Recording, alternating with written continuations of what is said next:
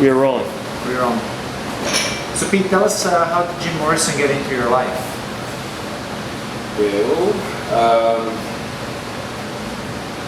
probably around 9-10 years ago, a friend of mine saw an ad in the Georgia Strait for a Doors tribute band searching for a lead singer, and I had played in bands before that, and everyone knew that I had a Jim Morrison baritone sort of voice, and so I said, no, absolutely not, I'm not doing that. And then I thought about it over the weekend, and I thought, yeah, that's maybe a good idea, I'll try it out.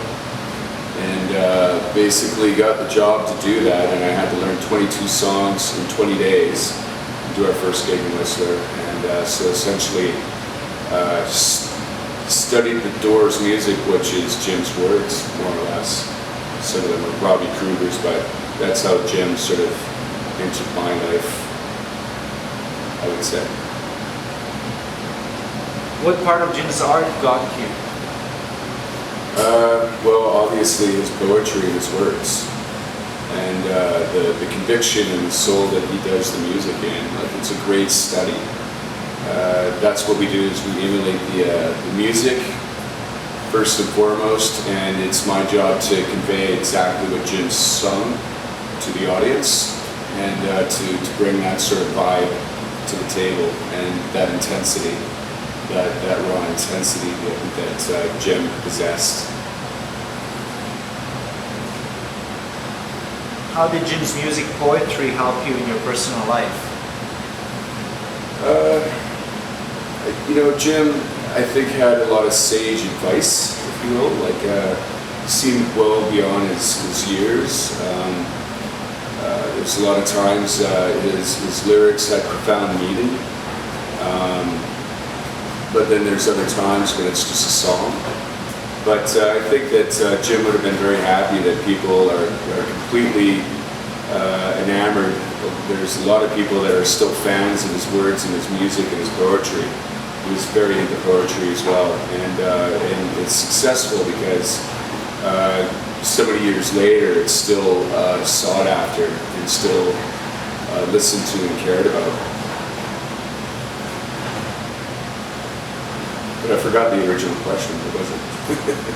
How did Jim's music poetry help you in your personal life? I don't know if it really helped, but I mean, it helped become very entertaining. Being able to study his music and convey it to an audience is quite a rush. So I think that that's quite an honor to be able to do. So maybe it helped me to become a better musician, better performer. For you, what's the difference between listening to the Doors and listening to another music band? Say again? What's the difference between listening to the Doors and listening to another band? The Doors are timeless. Like, it's been so many years since their music was around, and yet it's still relevant. It's we have people coming to the shows. It's like mass karaoke, essentially. Everyone's singing in the audience. There's people who are 16 years old who snuck in, and there are people who are like 72 that were actually at the original Doors shows. And it's just amazing that this music has survived after all this time. I don't think a lot of modern music can hold that weight. I don't think a lot of people are going to remember it 50, 60 years from now, like their music. We got to remember that 10 years before their music, it was really Leave It to Beaver kind of squeaky clean 1950s stuff, and then all of a sudden this explosion of psychedelia came out. So it's What part of Jim's art fits you the most? Music, poetry, film, and why? I think Jim's performances and the way that he conveyed his lyrics in the songs. I know that I've read somewhere that he was really into Frank Sinatra. Frank Sinatra is a crooner, and I think Jim sort of brought that out in rock and roll. I think Jim's ability to absolutely lose himself in the performance I think took rock and roll to a new level, and a lot of people took that flame and went on with it to create other acts. A lot of people were inspired, like Iggy Pop, Alice Cooper. You know, they were directly influenced. Yeah. So I think that's. What Doors song had the biggest impact on you and why? I'd say When the Music's Over. It just really, anytime like someone I know has passed on, when we go to perform that tune, to me that is the ultimate song of tribute to a person's life. It's like when the music's over, turn out the lights. But it's just it's so powerful in its performance and the way that it goes up and down dynamically. You don't hear that a lot in today's music. The fact that it's like a 7-minute tune and it still captivates the person listening to it until the bitter end. It makes reference to Parisian Lights, which I find kind of interesting because Jim died in Paris. So maybe it was prophetic in a way. But that one is when I hear that first line, it's just like, ooh, I get right into it. As a performer of the Doors music. How did you get to know that Jim was a poet? How did I get to know that Jim was a poet? I think I read the book No One Gets Out of Here Alive, and I was interested in what he did after that. I realized that he read a lot of beat poets, so I would go out and read the beat poet books, Jim Kerouac and Naked Lunch, so on and so forth. Obviously, Jim had a couple of good poetry books. I think, in the future, he'll be more known for his poetry, perhaps, than he will be for his music. But the music still seems to, the music is poetry, the lyrics are, so, yeah, that's it. How did you get to read his poetry? I actually found one of his poetry books in a laundromat and picked it up and gave it a check. Seeing as how I was familiar with the band, I decided to read his poetry, and it made a pretty good profound mark. I realized that this guy was not just about rock and roll, that he took literature very seriously. And I think that he was a true artist in that sense. How did Jim's art influence your thinking and the way you see life?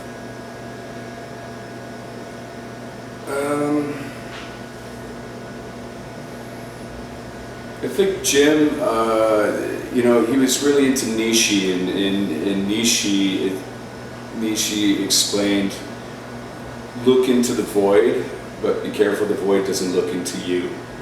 And Jim, when he was performing in the Doors, I believe he did it with total abandonment, especially in his early years. And it had a self-destructive quality to it. But what was the question again? How did Jim change your life in a good or bad way? No, what was the question before that? Oh, sorry. How did Jim's art influence your thinking and the way you see life? Right. Okay. So if you're going to do art, you should probably try to release yourself and don't be contrived about it. And I think that that's what his performances were. I don't think any one of his performances were identical.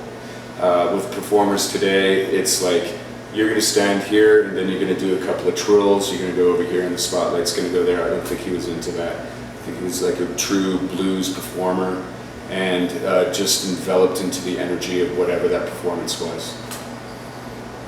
How did Jim's art change your life in a good or bad way?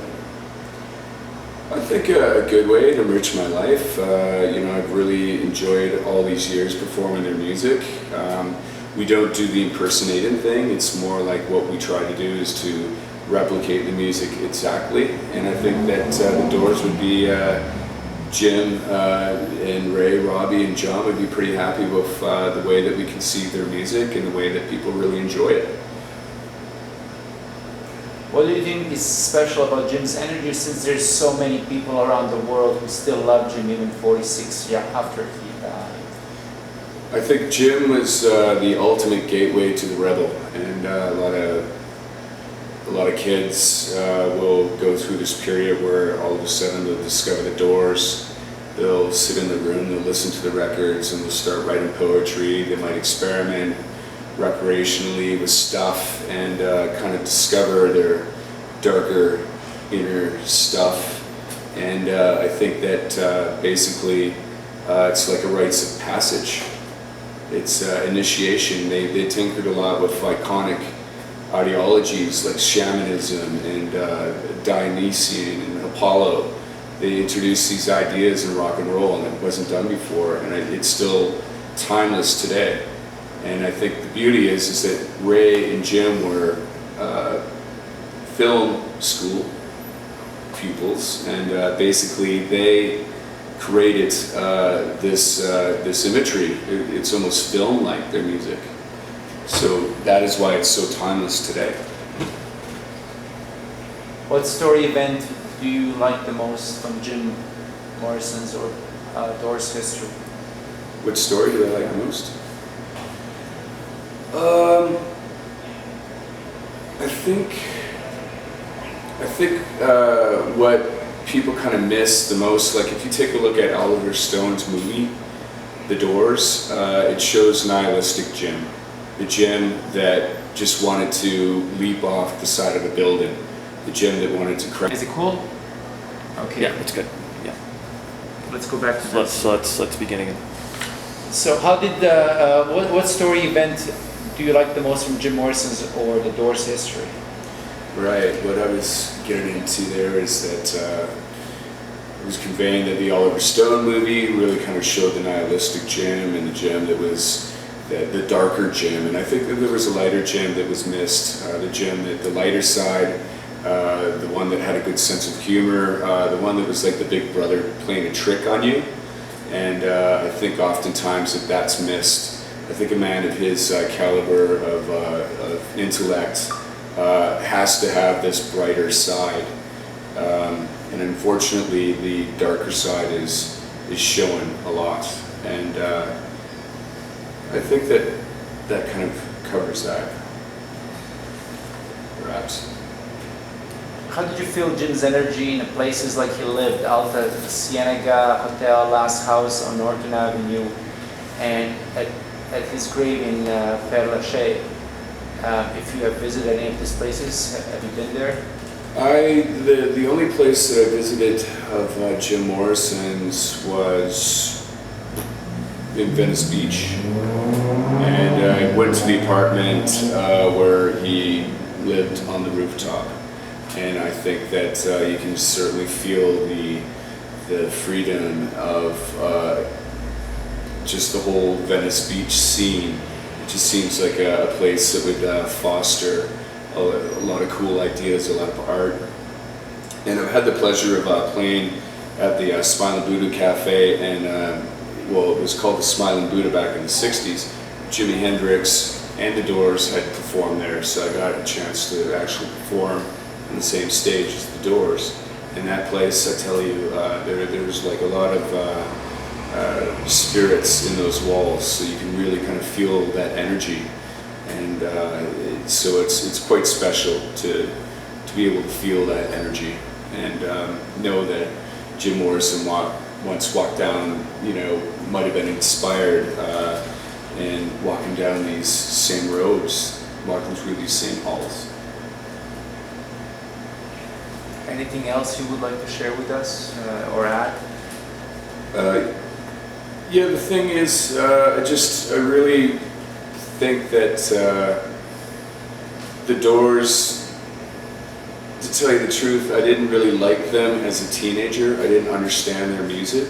I wasn't introduced to it until after university. that I understood the complexity of each album, and the fact that they made so many blockbuster albums in such a short period of time. I only wish that Jim would have survived and that he would have gotten into movies, because I think he would have made an excellent sort of director of horror movies or suspense movies, kind of Alfred Hitchcock. It would have been neat to see what he could have produced later in his life. So it's a bit of a tragedy that, you know, he's one of the iconic imageries of the 27 Club. It would have been nice to see him survive Paris, come back, and give us more of his creativity. Thank you. Yeah, thank you. Cool. Okay. Let me just take some stills. Yeah.